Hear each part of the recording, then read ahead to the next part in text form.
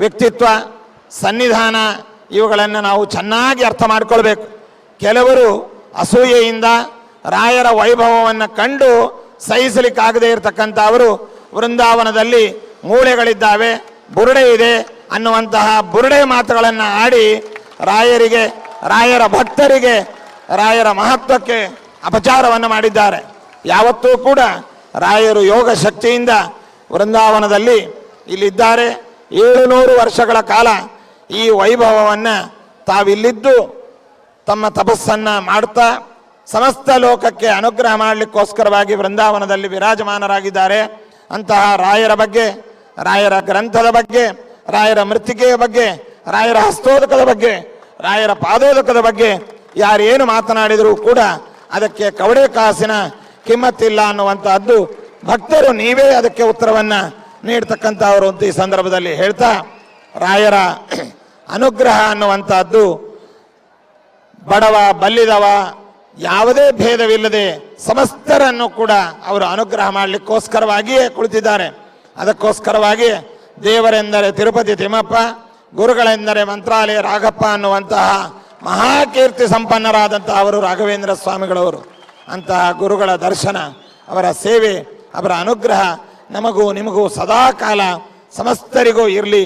ನಮ್ಮ ದೇಶಕ್ಕೆ, ನಮ್ಮ ಪ್ರಧಾನಮಂತ್ರಿಗಳಿಗೆ, ಅದೇ ರೀತಿಯಾಗಿ ನಮ್ಮ ಕೇಂದ್ರ ಮಂತ್ರಿಮಂಡಲಕ್ಕೆ, ಮುಖ್ಯವಾಗಿ ನಮ್ಮ ಗಡಿಯನ್ನು ಕಾಯ್ತಾ ಇರತಕ್ಕಂತಹ ಸಮಸ್ತ ಸೈನಿಕರುಗಳಿಗೆ, ರೈತಾಪಿ ಜನಾಂಗಕ್ಕೆ, ಬಡಬಗ್ಗರಿಗೆ, ದೀನ ದಲಿತರಿಗೆ ಸದಾ ರಾಯರ ಅನುಗ್ರಹ ಇರಲಿ, ರಕ್ಷಣೆ ಇರಲಿ ಅಂತ ನಾವು ಕೇಳ್ತಾ, ನಮ್ಮ ಅದೇ ರೀತಿಯಾಗಿ ನಮ್ಮ ಭಾರತದ ಎಲ್ಲ ರಾಜ್ಯ ಮುಖ್ಯಮಂತ್ರಿಗಳಿಗೆ, ಅದೇ ರೀತಿಯಾಗಿ ನಮ್ಮ ಆಂಧ್ರ ರಾಜ್ಯದ ಮುಖ್ಯಮಂತ್ರಿಗಳು, ಜನಪ್ರಿಯ ಮುಖ್ಯಮಂತ್ರಿಗಳು ಉತ್ತಮವಾದಂತಹ ರೀತಿಯಲ್ಲಿ ರಾಜ್ಯವನ್ನು ನಡೆಸ್ತಾ ಇದ್ದಾರೆ.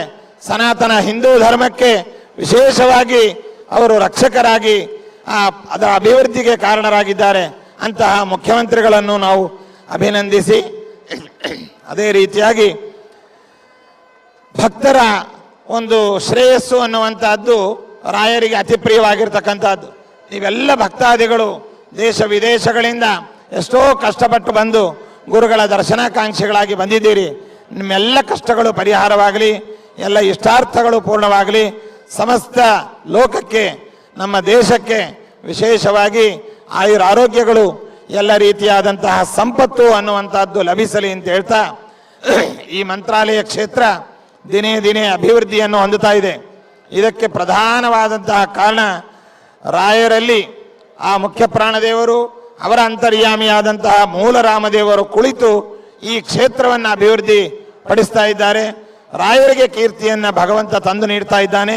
ಇದು ಭಗವಂತನ, ವಾಯುದೇವರ, ರಾಯರ ಪ್ರಧಾನವಾದಂತಹ ಕೃಪೆ. ಆದರೆ ಮತ್ತೊಂದು, ನಿಮ್ಮಂತಹ ಅಸಂಖ್ಯ ಜಾತ್ಯತೀತವಾದ ಭಕ್ತರು ಈ ಕ್ಷೇತ್ರಕ್ಕೆ ನಡ್ಕೊಳ್ತಾ ಇರತಕ್ಕಂಥದ್ದು, ಈ ಕ್ಷೇತ್ರಕ್ಕೆ ಸೇವೆಯನ್ನು ಸಲ್ಲಿಸ್ತಾ ಇರತಕ್ಕಂಥದ್ದು, ಈ ಕ್ಷೇತ್ರದ ಬಗ್ಗೆ ನಿಮಗಿರುವಂತಹ ಶ್ರದ್ಧೆಯೇ ಈ ಮಂತ್ರಾಲಯ ಕ್ಷೇತ್ರದ ಇಷ್ಟು ಅಭಿವೃದ್ಧಿಗೆ ಕಾರಣ ಅಂತ ಹೇಳ್ತಾ, ಭಕ್ತರಿಗೆ ಎಲ್ಲ ಸೌಕರ್ಯಗಳನ್ನು ಕೂಡ